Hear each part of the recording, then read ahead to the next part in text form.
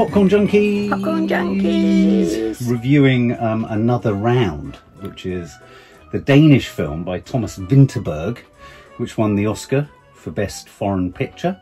In Danish, is it Druk? It's called Druk. Druk. Which sounds like and looks like drunk, but I don't think it actually means translates directly as binge drinking. Oh, does it? Yeah, Druk. Directed by Thomas Vinterberg, who also directed another great film that stars Mads Mikkelsen. But he did The Hunt, didn't he? Which was the one about the school, about him being... Mads Mikkelsen plays a teacher who's accused of paedophilia. And it's an incredibly good film. And Mads Mikkelsen is just such a great actor. I mean, he really is. He's. I was thinking of things more like Festen, but that's a long time ago. Yeah, Festen. The director also made Festen, so you might know him for that. So this is a Danish film. And its premise is quite an odd one. The premise of the film is essentially that a bunch of teachers who are working in this school, Mads Mikkelsen being one of them, he's kind of lost his mojo. They've all lost their mojo. Yeah, they're in midlife. They're about my age. They're kind of like, what's the point of everything? You know, we're cruising. This is it. What was the point of? Why am I on this planet? And one of the teachers suggests that there's this famous, what's the name of him? There's this famous sort of philosopher. Apparently this bit's true. Finn Skarderud, who believes or theorised we don't have enough alcohol in our system. Yeah. We should take on board more. So this is a film. Apparently that is a philosophy. It is, yeah. This is I didn't know that until I saw him. Yeah, but I thought they were making it up for the film, but then I saw him interviewed. And so what they all do is these four teachers essentially go on a mission to increase their alcohol consumption, only in work hours, only in office hours to begin with. Yeah. And gradually across the course of the film, I mean, and this is why, in a sense, it's a very simple premise. I mean, I know you're saying I'm being. And the premise is very simple in that they increase their alcohol content, and we chart and we watch and we follow these four men as they come to terms with, and the alcohol consumption starts to impact on their lives. Yeah. So, what were your expectations going in to see it? What did you think you were going to get? I thought we'd be dealing with sort of masculinity, more than sort of say things like alcoholism or whatever. Right. I don't think we were dealing with alcoholism, but we were dealing with effects of alcohol. It starts with this wonderfully sort of physical tradition of these school kids almost on graduation running around doing all these drinking competitions. It's all around the lakes of Copenhagen, or I think somewhere in Denmark. And you're provided with, it's a little bit like Freshers Week, isn't it, or graduation day.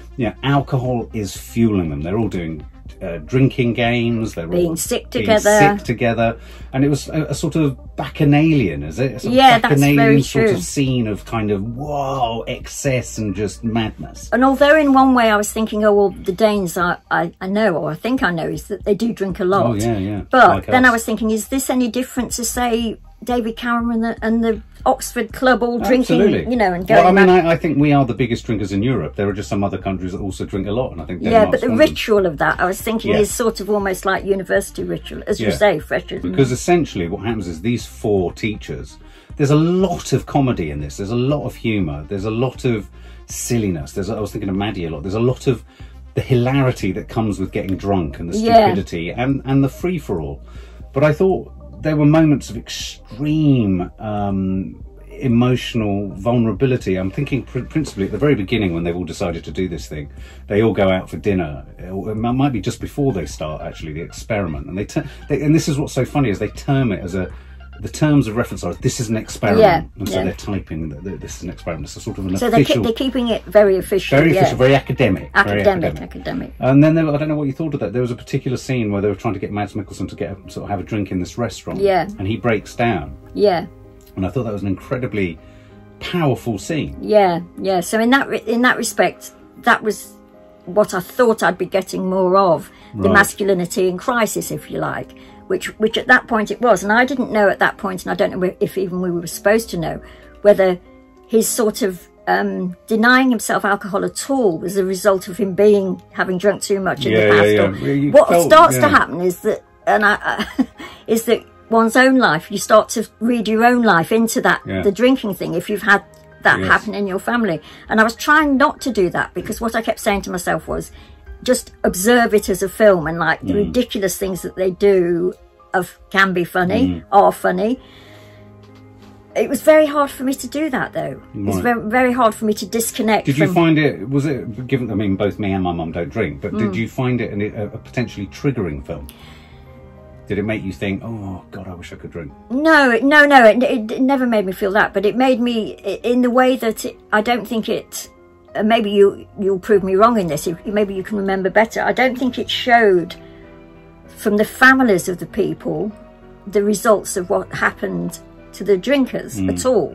And as we know, that has to be shown, otherwise it's not a film about drinkers. I mean, what happens as well is that they up and up and up their quantity, don't they? Yeah. But you see, that from this is where I think this film became really interesting, and I was sitting there watching it as a sort of, it was a real curiosity, this. Yes, it is. As a recovering alcoholic and being sober for 16 years, I was thinking, okay, I'm trying to work out where do I position myself in relationship to what they're doing here. You know, I've read a number of reviews that say it's an ambivalent attitude to alcohol. It's kind of both. It doesn't really know what it is, and it doesn't know what its stance is to alcohol. My take on it is, I thought it was the most blisteringly honest portrait of what alcohol is and what alcohol does. And I thought what was good about that is it's not often said enough, though I say it whenever I'm talking to people about recovery and addiction and all that kind of stuff.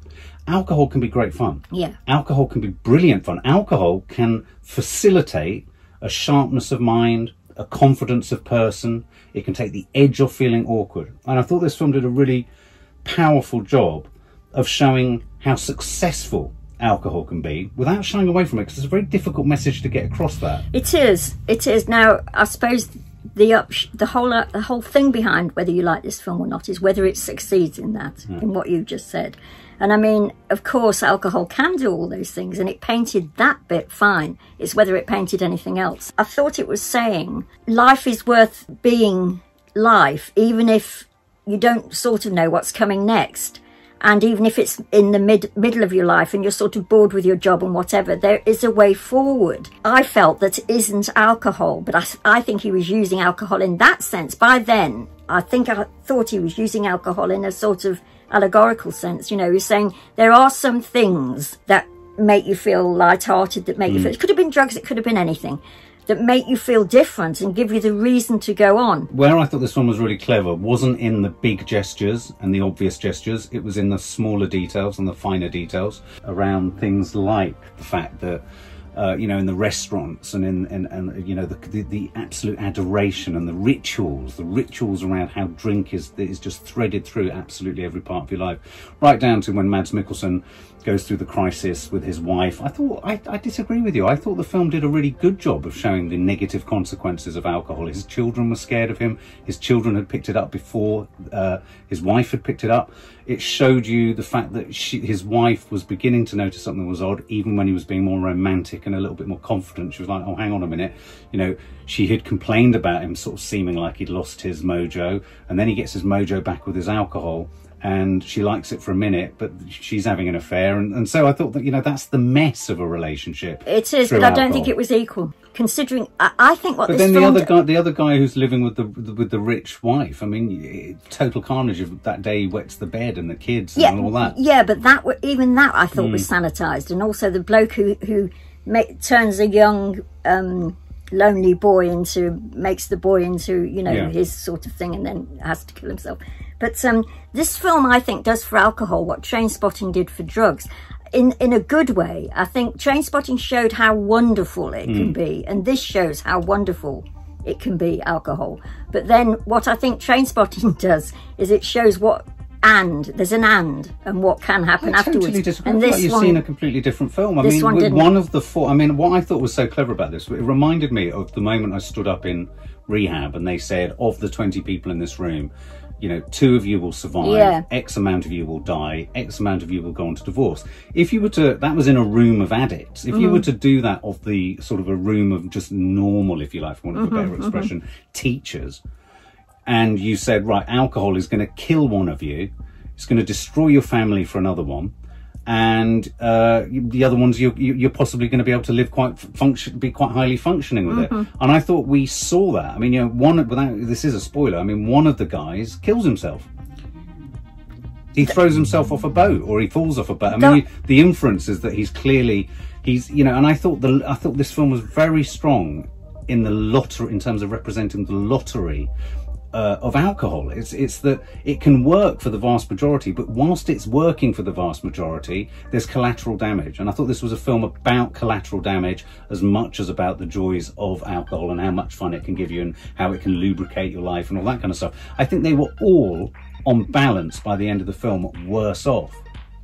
Oh, okay. I suppose I didn't do a tally at the end to think, but I mean, the fact that I mean, when he thinks back and he sees his own teaching, and you get that lovely bit where he's showing you the 3 world leaders and I mean, all of that stuff, and suddenly he becomes a teacher and he's smiling and all the kids love him and blah, blah, blah, blah, blah, blah. And even at the end, I loved the end, and I came out singing the song, but that was in no way, that was sending us out of the cinema, singing the song. But what I thought that was telling us was, however much it's damaging, look at how enthralled we are to alcohol. We can't shake it. You know, the routine. I read the ending as, this will kill you and this will destroy and this will damage your lifestyle. But we are all so embedded with it that socially we have to, you know, there's no escaping it. And that's how I feel as a recovering alcoholic. And that's where I do think it's allegorical. That's where I do think it's more like a sort of, if you like, sort of a parable, if you like, rather than a literal film. And I think, you know, writ large, I don't think we can escape it. We live a daily life. Today the football's on, and everyone around us is going to be annihilated drunk or drinking this or drinking that. Yeah. And I felt that dance, and there's a wonderful scene of him dancing at the end, jazz dancing, which I thought was very funny. Well, not just funny, I mean, absolutely life-affirming. Oh, life-affirming. And it was one of those, but also, I didn't see it as life-affirming about alcohol, or it was like it was saying, this is the way it is. It was more a case of, in the face of the inevitability, what can we do? About alcohol? Yeah. Some can dance, others, sadly, I felt he was saying that, but I felt he had a responsibility to make it more, to at least make them equal. You felt it was, I didn't feel that they did. And I don't think he has any responsibility, and that's where I thought what was so clever about it was that I get sick and tired of just telling people how dangerous alcohol is and how it can destroy your lives. It's like being a parent to Maddie and Kiki and the girls. I've got one of 2 choices, being a recovering alcoholic and knowing how it could destroy their lives. I can either say, don't do it, and only tell them how bad it is, or I can be honest and say, it can be great. You will see many people having great times on it. And I've often used this line, you know, make it a brilliant acquaintance, but not your best friend. Yeah. I think, sadly, we live in a world where 75% of the world thinks alcohol is all right. And in this film, 75% of the characters pull through, but not perfectly. And I think that's an honest assessment of alcohol. Do you? Yeah, one dies. I think, yeah, I know, but that's taking it literally on the... But I'm purposefully being literal. Okay. I'm saying, you know, if this is a 100% portrait of alcohol, 25% of it is fucking awful, devastating, destroys lives and destroys people. Yeah. The 75% that's left alive in this film, their lives aren't perfect. His family's fucked. You know, the other guy is living a lie with his wife. They're all in the ravages. And I thought it was quite interesting the way in which even the experiment, for me, I took the experiment as almost a metaphor for the way in which in recovery you look at all the very many different ways you can control your drinking. We'll only do it during the school day. Yeah. They all struggle with that. Yeah, yeah. So there was lots about it that I thought was interesting and that I thought was sort of good, I suppose, in a way. But overall, I watched an interview with him as well, which really annoyed me, where he was sort of saying, I don't care, you know, I basically... That he said what you just said, but he was the filmmaker, right? And I thought he should have cared. The question was something about, well, you know, are you saying that alcohol works or doesn't work? And he said, well, just people drink, you know. What's I supposed to say? But I think that was really honest. Yeah. I think that's a really important message, and I think that's why I think this is a really important film. I think it's really important that it doesn't take a side, and it doesn't pass judgment, and it doesn't try to ram a message down your throat. And I cried for about 15 minutes throughout this film, because I was reminded not of the allure of alcohol insofar as I wanted to go and have a drink. I thought, yeah, this is what alcohol is. Okay, this is what it does. It can be these things. It can be this thing. And in that sense, for me, it kind of on an emotional level worked almost like an emotional documentary, not a documentary literally, but like an emotional documentary. For me, I was incredibly, I realised that my relationship with alcohol was precisely that, a relationship. And watching these four men, I saw how their own dysfunctionality in that relationship kicked out. All four of them had a dysfunctional relationship with alcohol, and I think it was quite apparent that they all had a dysfunctional... No, it was, and I slid in and out of feeling that, and I actually thought, because I saw it before you at the cinema, and I thought of sort of texting you to say, be careful of this film, because I knew it would upset you, but I didn't know in what way it would upset you. And in that sense... it didn't upset me. I got emotional because I actually felt empowered and relieved that someone had managed to portray alcohol in as unsubjective a way as possible almost. I mean, I didn't feel it was promoting it. I didn't feel it was saying it was great, but I think it was presenting it as it is. They were all acting their socks off, wouldn't you agree? And so the Mads Mikkelsen bit where he cries or where he's feeling down or whatever, you so feel for him that I didn't feel, I suppose, it sounds ridiculous, and I know it was an allegory, and I know it was sort of like a parable, but I didn't feel you could leave him dancing around with a bottle of champagne as if it was saying, yes, I've But you know walked how, away. I agree, I know what you're saying, but didn't you think, a part of me felt that end sequence was in his head? Yeah, but insofar as the same, in the same way that we watched the end of System Crasher, I get that. And we all thought, well, that leap, was it a leap to death or was it a leap to reminded freedom? me of that, It really reminded me of that, and the fact that they froze it at that point, I thought, it's whether alcohol was a leap to freedom or a leap to death, it's a leap. It's true, and it's so funny because it reminded me of System Crasher the last bit, obviously, because he's flying through the air.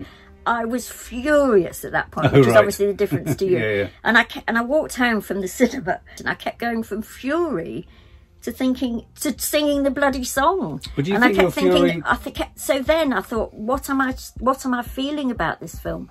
I mean, it's ridiculous. I do agree with you mostly in that you can't expect a film director. He's not like... No, he's not responsible socially. No, he's not. But do you think some of your fury with it is part of your fury that you can't have a drink? Maybe. Yeah, because I think it's a film that is challenging in that respect. I think it's a really important film for recovering alcoholics to watch. I mean, I don't think he knew, and I suppose this is what I'm trying to say, what he was doing with it. And okay, you end up with actually what is... I hate to say it's an enjoyable film. I didn't want to have enjoyed it. Well, I think that I know what you're saying, and I think the thing that made it that was the ensemble cast. I mean, I have to say every single one of the four guys in this film are fucking phenomenal. Absolutely. I mean, Mads Mikkelsen obviously is the star, but the guy who's the sports teacher. I wanted to know more about all of them. I thought they were fantastic. Yeah, I mean, and I could have sat with them for a series. I could. You almost felt there's a series to be made about them. Actually, that's very interesting. And I just thought it was goose pimply and brilliant, and I was really captivated, and it really provoked a lot of thinking in me. And when I say I got really...